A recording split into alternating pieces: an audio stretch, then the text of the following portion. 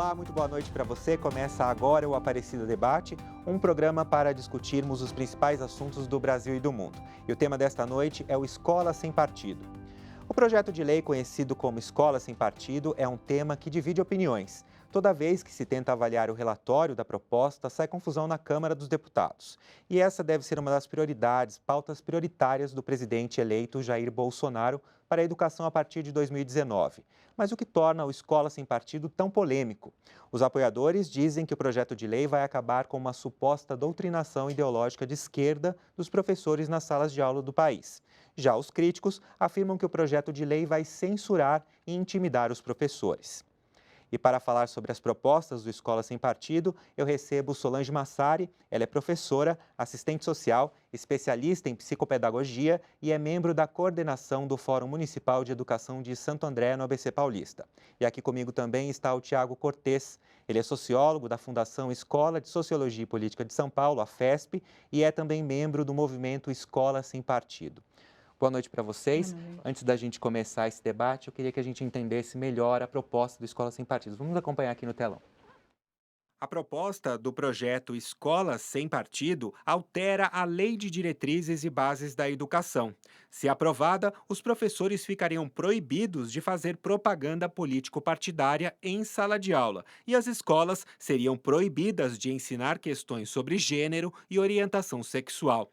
O texto ainda prevê que as instituições de ensino devem afixar cartazes com os deveres do professor.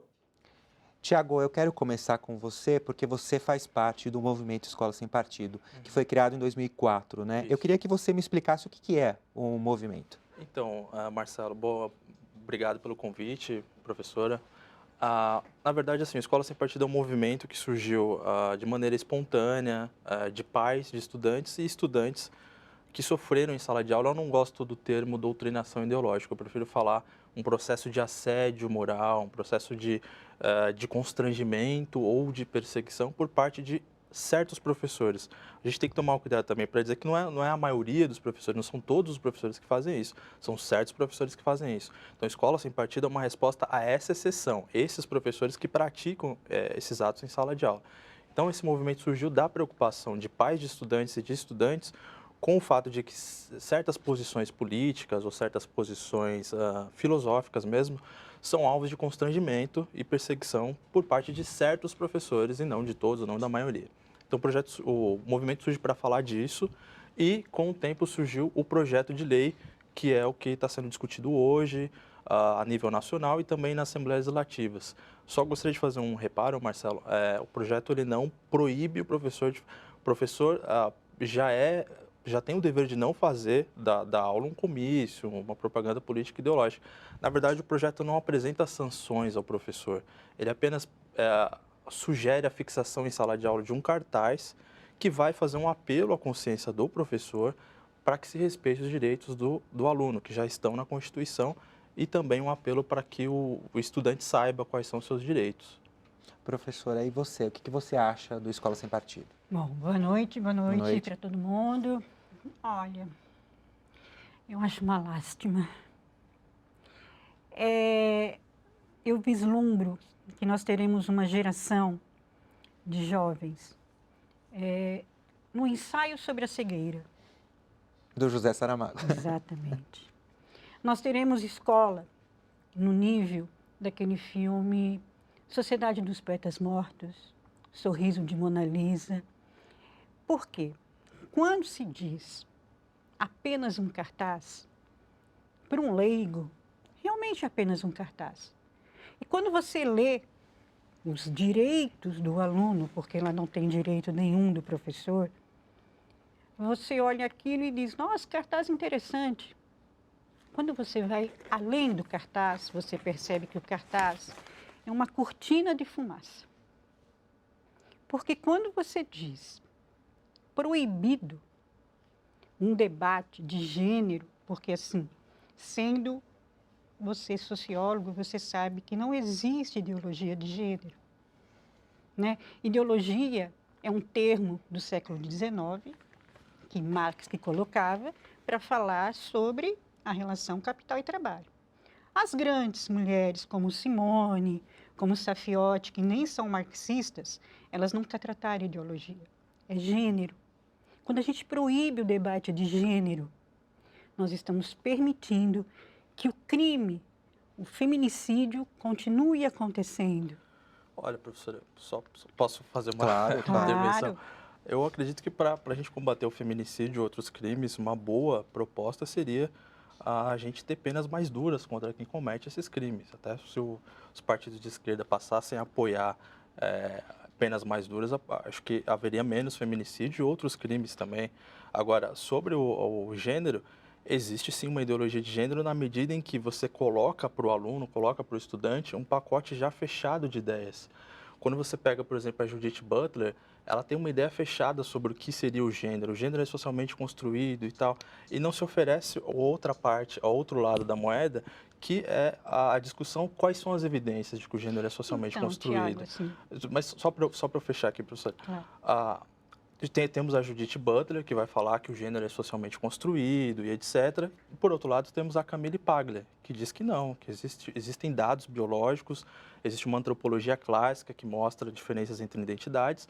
E cadê a Camille Paglia no debate? Quando as pessoas vão falar de gênero, elas estão sempre falando de um lado. Então, o que a gente quer é que seja falado de uma maneira realmente a dar os dois lados da moeda. E essa... Mas quando nós temos um cartaz fixado na porta, e esse cartaz traz todas as proibições para o professor, aí um menino, lá na sua efervescência de adolescência, que não está sendo bem instruído na família, porque é onde acontecem os maiores crimes sexuais contra a criança e adolescência é na família, e isso são dados da Organização Mundial da Saúde, vai passar a mão numa outra menina, como é que eu vou fazer o debate que não pode?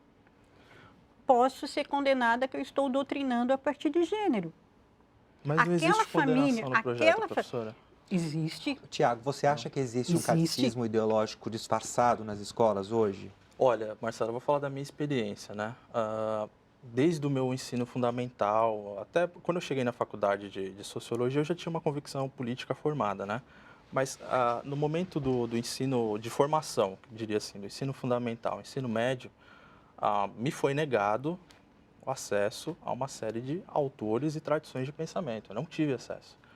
Eu fui saber quem era Edmund Burke depois. Fui saber quem era Eric Voegelin muito depois. Então, me foi negado isso. Então, assim, o que me ofende muito no debate é quando alguém diz que eu estou defendendo a censura, pelo amor de Deus.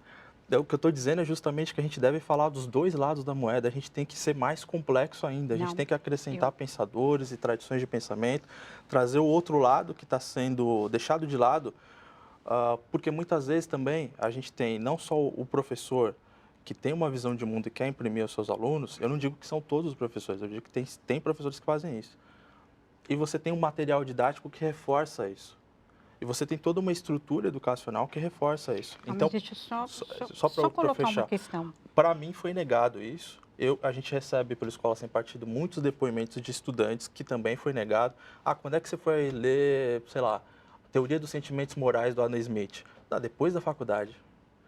Então, e os estudantes muitas vezes, Marcelo, eles nem sequer reclamam que isso foi negado a eles sistematicamente, porque quando uma coisa é negada para você desde sempre, é como se ela não existisse. Então, você vai reclamar do quê? Deixa eu colocar uma coisa. A maneira como o movimento ele está instituindo, nós podemos dizer que é uma analogia fascista contra os professores. O professor está sendo... ele virou um monstro para os pais. É como se nós doutrinássemos essas crianças para uma única vertente. Primeiro, professor não doutrina ninguém, né? Só um minutinho, né? Não existe uma doutrinação. Vai parecer que o professor vai estar sempre em constante vigilância, é isso? Exatamente. Como é que eu vou discutir numa sala de aula a escravidão? Eu vou estar fazendo, segundo o projeto, né? Segundo todos os apensados que vieram, né? Um crime de assédio. Se um pai discutir a escravidão? Se um pai que é racista, um pai branco, que for racista, e que já está acontecendo isso, Já temos depoimento de professores que já estão sendo perseguidos. Já temos professores que já foi demitido porque foi fiscalizado a rede social desse professor. O professor já está com medo em sala de aula. Já tem professor que diz, olha, eu não vou debater isso porque, sabe, eles estão incentivando os alunos a filmar as nossas aulas e colocar as nossas aulas na rede social. Então, assim, como é que você dá aula sendo filmado? Como é que você fala sendo filmado? Como é que você discute a construção do voto da mulher se você não discute como é que essa mulher conseguiu? Sim. Entendeu? Então, por exemplo, você diz o seguinte, você veda a transversalidade de temas de educação moral, sexual e religiosa. Religiosa, numa sala de aula, onde você vai ter ateus, você vai ter evangélicos, você vai ter umbandistas, você vai ter espíritas, você vai ter católico, aí você vai discutir a Santa Inquisição. Uhum. Ao discutir a Santa Inquisição, aquela criança, aquele jovem que é católico, pode levar para o seu pai, o pai compreender errado e considerar que o professor está doutrinando, que está com uma ideologia diferente a dele. Então, assim, em Santo André, nós tivemos a demissão de uma professora porque o pai entrou na página dela do Facebook, viu que ela tinha feito uma postagem, foi na escola e a escola demitiu a professora sob a alegação que estava protegendo a professora. Nós Mas somos uma demitidos. escola privada ou Escola pública? privada. A pública vai acontecer o quê? Então, Ô, Tiago, como é que você vê a pluralidade nesse projeto? Então, o problema é o seguinte, Marcelo, a gente fala tanto da vigilância e tal, eu vou começar do começo aqui, a questão da escravidão, por exemplo. Por exemplo, temos que falar dessa escravidão. Houve aqui no país uma péssima política, O Brasil foi o último a abolir a costume escravidão. social que o Brasil, de escravidão mesmo, o uso de mão de obra africana para fins de lucro. Isso é um fato histórico. Então, a gente tem que partir daí. Agora, a gente não pode lidar com a história como se fosse um filme da Disney, com vilões e mocinhos, que a esquerda gosta de fazer isso. Então, por exemplo, vamos falar da escravidão e daquele momento histórico, mas vamos acrescentar complexidade a isso. Então, vamos falar, por exemplo, do Zumbi dos Palmares. O Zumbi dos Palmares tinha escravos. Então, a gente não pode... O problema é você pegar uma figura histórica ou um fato histórico e você dar uma visão romantizada da coisa. Então, por exemplo, vamos falar de Getúlio Vargas. Existe uma interpretação que pode ser dada do Getúlio, que ele foi um herói da classe trabalhadora. Existe outra interpretação que pode ser dada do Getúlio Vargas, de que ele foi um aliado de nazistas e fascistas, que inclusive entregou Olga Benário para ser assassinada no campo de concentração de Hitler. Então, o que a gente quer é que os alunos tenham acesso a essas interpretações, que seja dada a complexidade dos temas. Né? E eu não acredito em neutralidade na sala de aula. Nós aqui estamos conversando, o professor em sala de aula vai estar conversando. Como é que você tem uma conversa neutra? Não existe isso. A questão é você acrescentar a possibilidade do aluno abrir o seu horizonte, ampliar o seu leque de opções a ter acesso ao outro lado. Vamos falar, só para citar mais um exemplo aqui, Luiz Carlos Prestes. Você pode ter a interpretação de que o Luiz Carlos Prestes foi um guerrilheiro que lutou contra a ditadura militar. Você pode ter a interpretação que ele era um terrorista. Existem dois lados. Você pode levantar a questão da menina Elsa, que ele mandou assassinar aos 15 anos. Quer dizer, é complexo, Marcelo. Não dá para a gente vir com um pacote fechado. Então, como é que nós vamos contar a história do extermínio da população indígena pelos bandeirantes? Podemos contar acrescentando complexidade, professora. Contar... Deixa eu só para completar aqui. Assim, Eu acho que a gente não pode nós ter não podemos bandidos e mocinhos na história. Nós não podemos dizer que os portugueses, como é contado na história, que descobriu o Brasil. Nós temos que contar que eles invadiram o Brasil. Então, são duas interpretações, não é duas interpretações, professora. eles invadiram o Brasil. É invasão. Quando os portugueses chegaram aqui, eles exterminaram a população indígena e o que está acontecendo até hoje que a gente não pode contar. Para dar um exemplo atual, por exemplo, nessa linha, daqui a 10, 15 anos, a gente vai estar discutindo o que aconteceu com o governo Dilma. Vai estar uma interpretação de que foi um golpe contra a Dilma. Existe outra interpretação de que foi um processo de impeachment natural. Tanto que não houve uma mobilização em massa da população para defender a Dilma e ela não foi reeleita senadora por Minas Gerais. E por que será que não houve, né? Porque assim, se nós olharmos... Não, professora, não vou entrar nessa seara, mas só para... Só dizer o seguinte, querido. Se nós olharmos para as escolas hoje, Por que o movimento não trabalhou pelas escolas com estruturas, sendo que apenas Qual 46... movimento? O movimento do Escola Sem Sim. Partido. Sim. Por que não fizeram um movimento diferenciado? Escola com estrutura. Apenas 46% das escolas públicas têm biblioteca ou sala de estudo. Verdade, eu concordo que é Por uma que não situação se trabalhou caótica, pra professora, isso? mas aí é que tá. Entendeu? Vamos- Não, vocês Mas, foram aí, pegar... mas o ó, Tiago, deixa eu só falar uma coisa. mas você não acha que para o movimento precisa também haver uma reestrutura curricular para que haja essa discussão, Do essa Escola Sem pluralidade? Partido? Isso, do Escola Não, Sem Posso, Partido. posso acredito. só, Sim, posso claro. só acrescentar uma questão? Do perigo que nós estamos, porque assim, na realidade, Tiago, com todo o respeito Aham. que eu tenho por você, não é? Do que a gente conversou lá fora, como eu disse, o nosso debate é no campo das ideias, mas eu não concebo um projeto que coloca o professor como um monstro. Não, a gente não Você coloca, professora. Eu não escreveu vejo o um professor texto, como um você escreveu monstro. um texto, Tiago, que você postou num site gospel e que você se refere aos professores como fazedores de idiotas diplomados. Sim. Eu tenho 17 anos de sala de Mas eu aula. não disse todos os professores. Não dá para Tem separar. professores Não dá que pra são separar. fazedores de idiotas Não dá para diplomados. separar. E deixa eu só retomar essa questão só fechar da isso. reestrutura Só um que ele minutinho. perguntou. Quando eu estou em sala de aula, eu tenho 17 anos de sala de aula, Aham. eu nunca fiz um fazedor idiota. Os meus alunos sempre debateram, sempre tiveram a liberdade de debater, de conversar, de concordar ou não. Dizer que os professores não dão acesso à leitura. Não dão acesso à leitura por quê? Né? Nós temos que olhar o problema mais lá embaixo. Se eu perguntar para um aluno que está na universidade quem é Friedrich Hayek, existe uma grande possibilidade de não saber. Se eu perguntar quem é Marx, ele vai saber. Depende da onde. Mas assim, se eu você também, mas deixa eu só responder essa questão do Se você professor. perguntar para os meus alunos, eles estudam Tocqueville. Ótimo. Para se discutir o exército industrial de reserva que nós vivemos hoje, nós temos que discutir Adam Smith. Mas para a gente discutir a questão da exploração do homem pelo homem, nós temos que discutir Marx. Por que o medo de Marx? O que Marx, um grande sociólogo, um grande filósofo do século XIX, que foi defender a exploração do homem pelo homem, nunca fez a defesa da mulher, e isso é um grande ranço das feministas, que Marx nunca defendeu as mulheres, e ele é colocado como um diabo. Eu estava lendo um artigo do Najib, e que eu me surpreendi, que ele disse que a matemática é marxista. Miguel Najib, né? Miguel Najib. Isso. Que a matemática está na página do movimento. Que a matemática ela é marxista. Deve haver um contexto para essa afirmação. Aí eu fiquei pensando, desconheço isso. não é que ele tem razão? Porque assim, Marx falava da divisão. A gente tem a conta de divisão.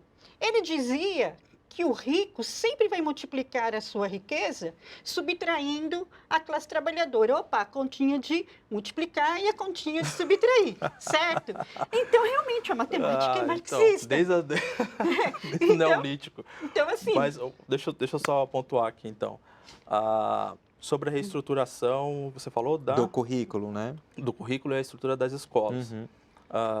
Duas coisas para dizer. Primeiro, a esquerda estava no poder até ontem no Brasil. Foram 13 anos de esquerda no poder.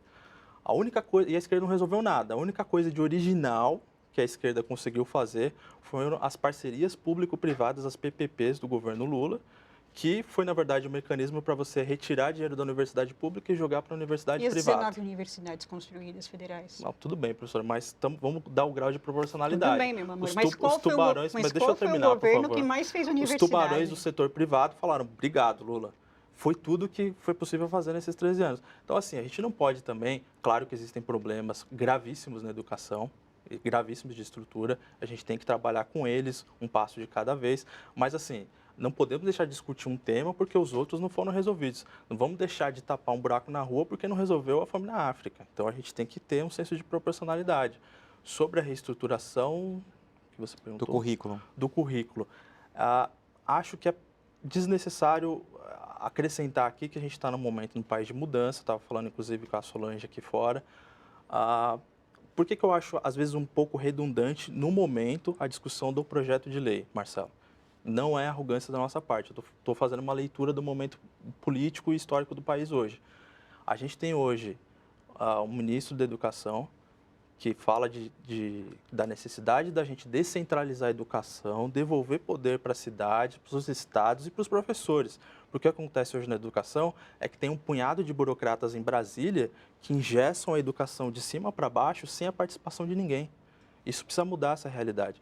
E é um professor que tem essa visão, espero que imprima essa visão ao Ministério. Mas vamos contar Eu preciso fazer, uma pequena pausa e daqui a pouco a gente continua. E eu quero falar por que esse projeto é tão polêmico e não passa na Câmara e sempre tem uma confusão lá. Daqui a pouco a gente continua nosso papo aqui. Estamos de volta com a Aparecida Debate. O tema desta noite é o Escola Sem Partido. Aqui comigo está a Solange Massari, ela que é professora, assistente social, especialista em psicopedagogia e membro da coordenação do Fórum Municipal de Educação de Santo André, no ABC Paulista. Eu também converso com o Tiago Cortez, ele que é sociólogo da Fundação Escola de Sociologia e Política de São Paulo, a FESP, e é membro do movimento Escola Sem Partido. Deixei uma pergunta antes da gente terminar o primeiro bloco. Por que essa questão, esse projeto de lei, toda vez que vai para a Câmara dos Deputados, sai confusão lá, Tiago?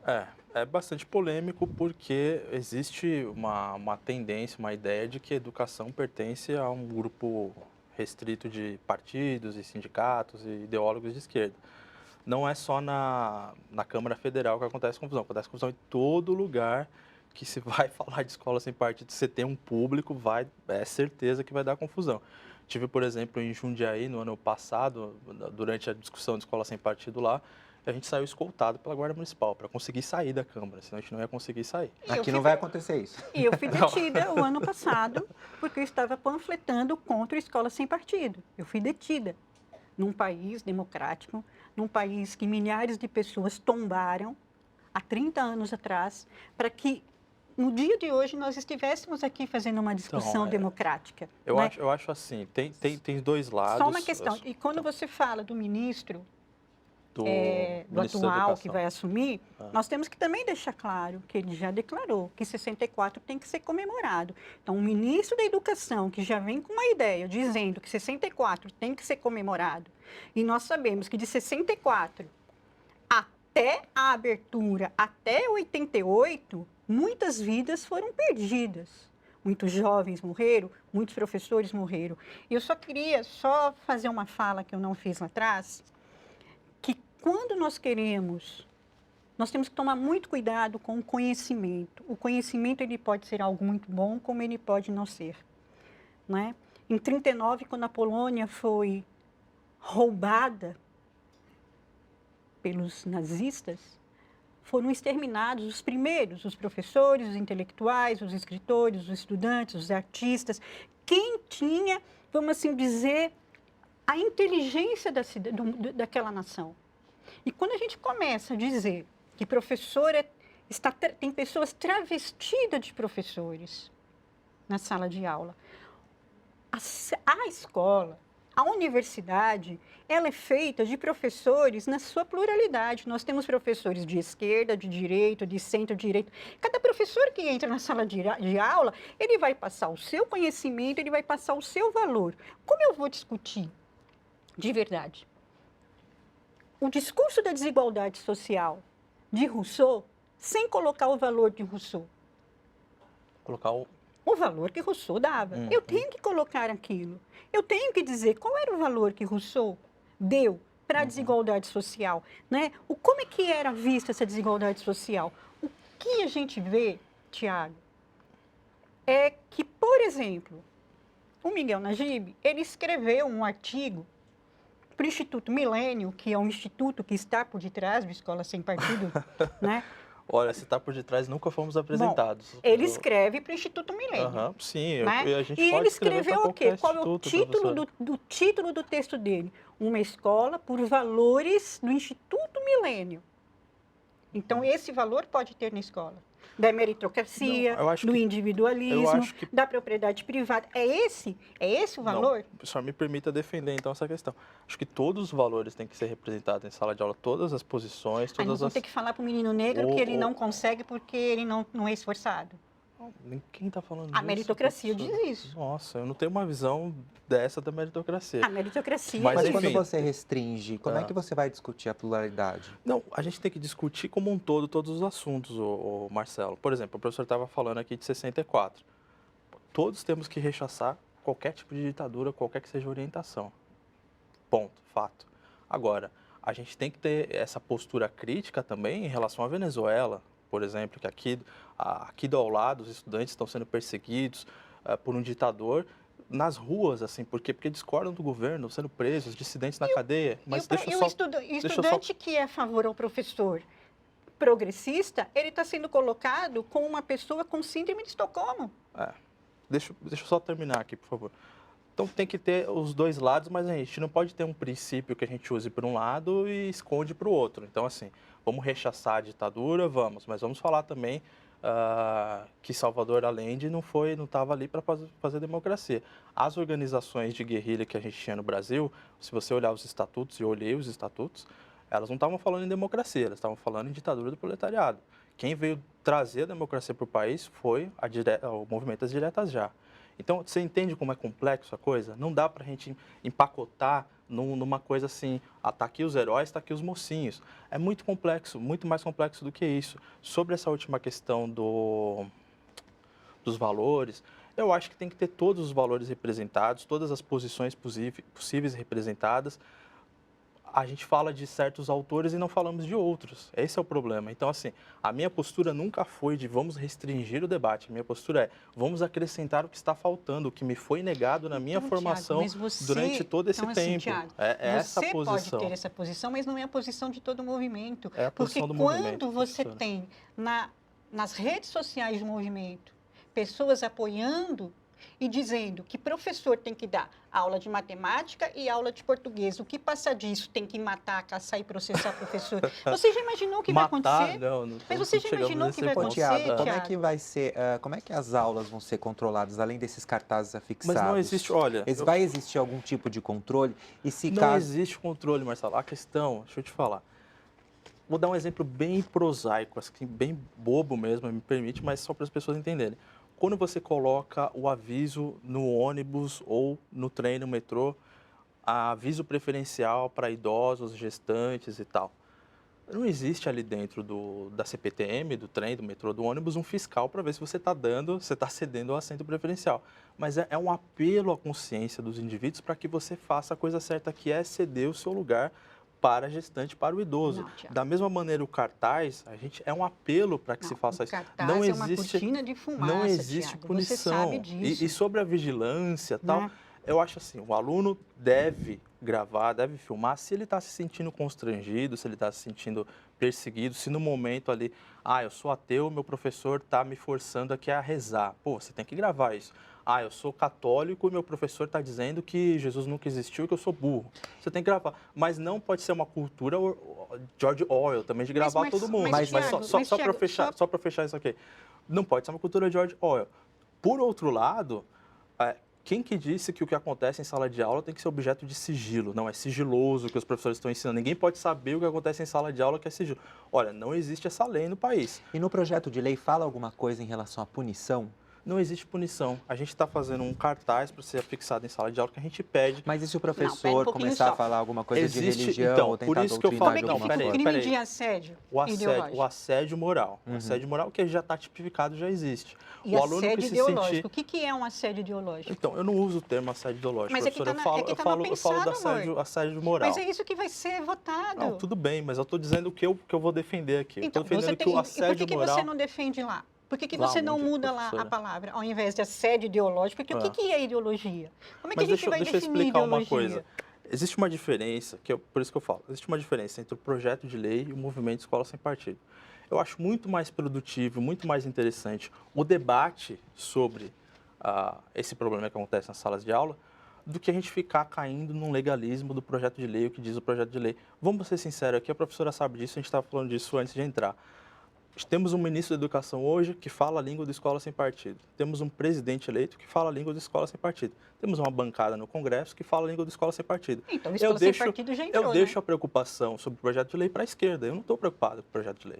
Exatamente. Você percebe que, assim, nós já temos uma escola sem partido? Amém. Entendeu? Não é amém. Obrigado. Não é amém porque é o seguinte, nós vamos ter perseguições. Não vai haver perseguição, professor. Vai ser perseguido. Sabe por quê? Porque nós temos Você sabe disso, Ah. você já foi aluno, não sei se Sim. você é professor, Não mas cheguei nós a lecionar. sabemos, assim, que existem estudantes que, porque tirou uma nota mais baixa, Não, mas isso eu fui chamada, existe uma dinâmica, professora, para o projeto. eu fui chamada na reitoria da minha faculdade, porque havia uma reclamação que a professora Solange era terrorista. Falei, nossa, virei mulher bomba agora, né? Fui lá, Pode acontecer comigo Fui na lá. sala de aula. quando eu chego, ainda que o meu diretor conversou comigo e ele me sabe, né? Qual que era a queixa? É que eu exigia a ABNT. Era por isso que eles me chamavam de terrorista. Agora, imagine se isso não vai para um diretor, se isso é um aluno que leva para um pai, e o Aham. pai já vai achar que eu estou explicando alguma coisa que está fora da convicção dele. Uhum. Mas é da O que vai dinâmica do acontecer convívio comigo? social esses riscos. Por exemplo, ó, vou dar um exemplo para você, Não, Solange. o que está acontecendo é muito Que a gente tinha nos anos perigoso. 80, dos anos 80, final dos anos 80 e começo dos anos 90, que havia uma discussão muito forte sobre assédio moral nas empresas, por exemplo. Era uma coisa muito forte e você tinha poucas denúncias, pouco mecanismo para lidar com isso. Por quê? A situação de um estudante em sala de aula. Poxa, você vai denunciar o seu professor, depois você vai conviver com o seu professor. Ele vai estar ali com você, alguns anos talvez, um ano talvez. É difícil para o aluno essa situação. Então, existe essa dinâmica que é assim, eu vou falar que o professor está me doutrinando, beleza. Você vai falar, pode não acontecer absolutamente nada. Pode acontecer alguma coisa, pode não. Para o próprio aluno, existe um ônus envolvido nisso. Eu vou denunciar meu professor de história. Tudo bem, vou ficar mais 4 anos com ele. Então, por isso até que quando as pessoas falam, mas cadê essas estatísticas tal? Poxa, é difícil tipificar justamente porque você pega uma vítima de assédio moral numa empresa, você acha que é simples para ela denunciar o supervisor dela? Então, são coisas subjetivas da Querido, dinâmica olha, eu nunca esperava, do convívio.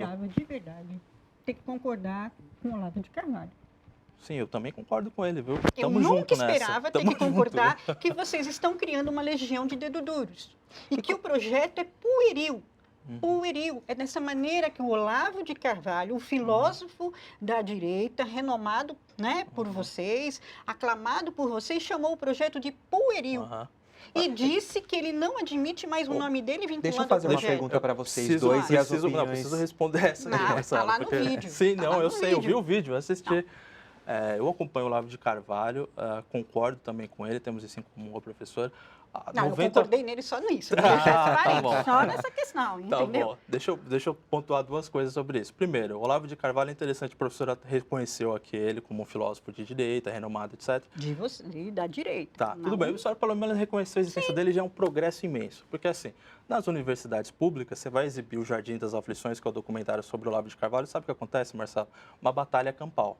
Porque lá os companheiros de PSOL, de PT, de PCdoB e etc. vão tentar impedir a exibição do filme. Você vai fazer um lançamento de um livro do Olavo na universidade pública, é outra batalha campal. Então, o Olavo de Carvalho é um nome proibido nas universidades públicas. É uma pessoa proibida, está no index da esquerda nas universidades públicas. Não pode ter o Olavo de Carvalho nas universidades. Espero que a senhora converse com os companheiros de PSOL para liberar. O próprio reitor da Olavo de USP, Carvalho, o próprio reitor da entendeu? USP já disse que na USP não entrará a escola sem partido. E nós sabemos que o reitor da USP não é de esquerda. Certo? Agora vamos sair um pouco da escola, do aluno. E como é que fica a participação dos pais, caso esse projeto seja aprovado? Como é que vai ser a participação deles? Eles vão estar mais efetivos, vão ter que... Eu gostaria que os pais começassem a frequentar pelo menos as reuniões, né? Porque a gente sabe que os pais não frequentam as reuniões, mas os pais vão se sentir no poder de caçar o professor que não correspondeu às expectativas. Por quê? Porque nós estamos levando a particularidade da família para um campo que é coletivo, aonde você vai ter todas as formações, todas as famílias estão lá. E nenhuma família é única. Até porque, assim, eu te pergunto, qual família vocês defendem? Vocês não defendem as famílias heteroafetivas. Porque se vocês defendessem as famílias heteroafetivas, homoafetivas, vocês permitiriam Tá, a senhora me confundiu. Desculpa. Vocês permitiriam... A gente se confunde mesmo, não tem problema. Né? Se vocês defendessem as famílias homoafetivas, Aham. vocês permitiriam que teria o debate Professor, eu não tenho nada da contra diversidade. famílias Vocês de não um tipo ou de permitem outro. Eu não, o a debate gente da não é um debate. diversidade A sexual. questão é que... Deixa eu só pontuar isso. Primeiro, sobre as críticas do Olavo. Eu concordo com 90% do que ele disse. de fato, é mais importante o debate público e cultural do que um projeto de lei. É fato. Tanto que eu estou aqui hoje, por quê? Porque foi aberta uma possibilidade que o movimento levantou o tema, essa pauta, e nesse sentido, Escola Sem Partido é um movimento vitorioso, porque ele conseguiu colocar uma pauta na educação que antes não existia, ninguém se falava sobre isso. Hoje está todo mundo falando sobre isso. Então, e o que o professor pontua sobre a gente, às vezes, dar importância demais, o legalismo e tal, concordo. Eu aprendo muito com o Olavo de Carvalho, eu tenho só 33 anos, tenho muito para aprender com ele. Gostaria que ele estivesse nas universidades para que outras pessoas pudessem aprender. E Então, o que vai, por que só para ele isso, assim, ó, responder por também que a a questão esquerda- da família, como é que fica a questão do acompanhamento dos pais, no Então, caso do deixa Escola eu contar uma Sem Partido? experiência. Quando a gente teve a discussão dos planos municipais de educação, em 2015, se eu não me engano, dos planos municipais de educação, a gente falou sobre as questões de gênero, conversamos com famílias, etc. Dissemos para elas, ninguém pode ficar entre você e o seu filho. Não existe ninguém que tem o direito de ficar entre você e seu filho. Isso é um direito humano reconhecido na Convenção de São José de Direitos Humanos. Ninguém pode mediar a relação entre o pai e o filho. O Estado, um burocrata, não existe isso. Então, nós colocamos isso em pauta, os pais foram participar dessas audiências que aconteceram no Brasil inteiro. Como os pais foram recebidos, Marcelo? Com extrema hostilidade. Cartazes lá, pessoas... Eu estava lá, eu estava aqui na Câmara Municipal, eu vi com os meus olhos. O pai entrava, a mãe entrava, era hostilizado. Seus católicos, seu não sei o quê. Existe um ódio contra pessoas religiosas, dá a impressão assim, todo mundo, Marcelo, pode participar do debate público. Pode participar o sujeito que defende as Farc, pode participar lá o sujeito da Bahia, que relativiza a pedofilia, todo mundo é bem-vindo ao debate. Agora o católico, o evangélico, o pai de família, que horror, que coisa A retrógrada. mesma coisa eu vou te dizer, então, que vocês também não permitem o debate das raízes afro. Como assim? Não se permite. Mas Porque como é se que a gente fala do Brasil se sem falar de você raízes afro? Se você for falar sobre um orixá numa sala de aula e contar a história daquele orixá, o pai evangélico não vai permitir porque é doutrinação. Mas em que contexto a gente vai falar Nas histórias, da história da África. Da história da África, tudo bem. Mas se o meu filho, que é evangélico fundamentalista, que acredita que é não um evangélico fundamentalista, Solange? que não existe que a Terra foi criada a partir de Adão e Eva, que a Terra é plana. São esses os debates que estão postos, Como certo? assim? São esses os debates. Você sabe muito bem que são esses os debates que estão sendo colocados. Terra plana? Terra plana, infelizmente, né, Thiago? Você tem que concordar comigo, certo? Que tem esse debate vindo pelo... Não, eu sou cristão e eu não acredito em terra então, plana, eu também professora. não acredito, mas tem quem acredita, certo? Tem quem acredita. Né? Pelo menos em algumas coisas Mas, a gente está sendo... Mas a gente isso está é o Mas demais. o Escola assim, Sem Partido, só ele... colocar isso, assim, um pai, eu não condeno um pai. Uhum. Muitas vezes o pai, na sua ânsia de fazer o melhor para o seu filho, mas o que ele vai fazer? Ele vai sacrificar outras crianças. Eu não sei se você tem conversado... Mas sacrificar os crianças em que sentido? Isso que eu O vou, pai. Não, isso que eu vou completar. Tem crianças negras que elas estão perguntando se é agora que elas vão morrer. Porque na escola, as crianças brancas já estão dizendo isso para elas. Meu Deus. Marcelo. Tiago, é assim. Tiago, eu troco o nome. Tiago, Não, é assim. Uma coisa, a gente precisa pontuar, professor. Olha, Não, esse querido. discurso já vieram falar para mim. Eu não vejo isso, parece fanfic. Então, Mas, eu vou te passar todos esses o que relatos. eu vejo são relatos eu sou assistente de social. Eu pessoas... sou assistente social. Então, assim, como assistente social, a gente vai tendo contato com uma realidade muito então, cruel. Solange, você tem uma sensibilidade maior e você sabe que muitas vezes um aluno, que é um adolescente, um jovem, em sala de aula, muitas vezes, ele vai ter dificuldade, às vezes, de até dizer para o professor, não é denunciar, ele vai ter dificuldade de dizer para o professor, não me sinto bem com essa abordagem que o senhor fez. Não acho que faltou o senhor dizer outra coisa. Até porque muitas vezes você tem uma relação de afeto com o professor. E aí o professor não é o professor faz? O professor não é uma entidade. O professor não, o que é que uma coisa que plana. Ele é uma pessoa, você muitas convive vezes com faz? ele. O que um professor de escola pública, que não tem giz, que não tem lousa, que tem uma sala lotada, porque foram fechadas milhares de salas e foram todo mundo colocado dentro de uma única sala e que você sabe disso. Sim. Você tem conhecimento disso e não podemos negar que o que teve de salas de aula fechada. Como é que um professor, ele olha para uma sala abarrotada de gente, ele começa a dar sua aula, ele começa a explicar sua aula, ele começa num conteúdo entendeu? E ele não vai ter liberdade, porque aquele cartaz, aquele simples cartaz que vocês trazem como algo ingênuo, não é ingênuo. Aquele cartaz, ele Mas eu não digo que é ingênuo. ele é extremamente radical. Eu não digo No que é ingênuo, nem que é radical. no sentido de dar um cala-boca nos professores. Não, ó, Tiago, sua consideração final, por favor. já? Já. Puxa vida. Mas então, só para fechar então aqui para Solange depois devolver. O que eu quero é a pluralidade de ideias. Eu quero que seja acrescentado e não retirado nada. Não quero que seja interditado um autor, que seja interditado uma ideia, como acontece nas universidades. A Solange citou o Olavo de Carvalho, ele não existe para as universidades públicas brasileiras. Gostaria que ele passasse a existir, que ele passasse a ser discutido lá, né? E gostaria de que outros autores que me foram negados na minha formação, no meu momento de estudante, fossem acrescentados aos professores, aos alunos. Tem duas visões sobre Escola Sem Partido dos críticos de Escola Sem Partido. Eles precisam se decidir. Eu já ouvi muito, em todos os debates que eu vou, Tiago, um papel, você vai colocar um papel em sala de aula, um cartaz, você acha que vai mudar alguma coisa? Olha o estado da educação, um projeto de lei é relevante. Tudo bem. Aí, 2 minutos depois, o mesmo crítico de Escola Sem Partido disse, meu Deus do céu, você vai colocar isso na sala de aula, vai acabar com a liberdade do professor, os alunos vão perder o pensamento crítico, vai todo mundo crescer fascistinha, as bestas do apocalipse vão despertar. Precisa se decidir se é irrelevante ou se é esse caos. Em uma palavra, como a senhora resume a Escola Sem Partido? A gente está terminando. Lamentável. É isso aí, então eu agradeço a Solange Massari, professora, assistente social e especialista em psicopedagogia e membro da coordenação do Fórum Municipal de Educação de Santo André. Meu muito obrigado também ao Tiago Cortes, ele é sociólogo da Fundação Escola de Sociologia e Política de São Paulo, a FESP, e membro do movimento Escola Sem Partido. E você, qual tema você quer ver aqui no nosso programa? Mande sua sugestão para a gente, anote aí o WhatsApp. 12 99750 3600. O Aparecida Debate hoje fica por aqui. Uma boa noite para você, muito obrigado pela companhia e até semana que vem.